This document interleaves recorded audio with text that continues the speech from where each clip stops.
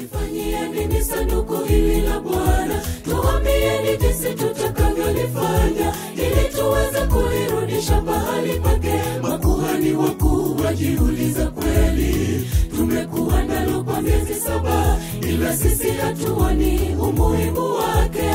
Tuliondoeni pahali hapa ili tuweze kuwa huru. Wakatengeneza sadaka ya hatia ili waweze kuponywa.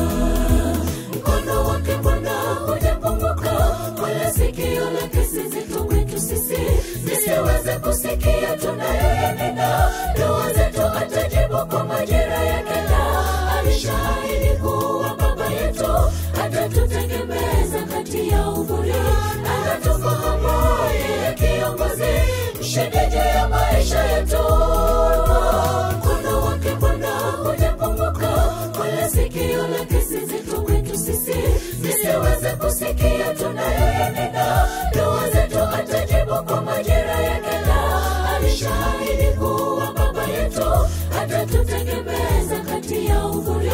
Anatufahamu yeye kiongozi mshindi juu ya maisha yetu.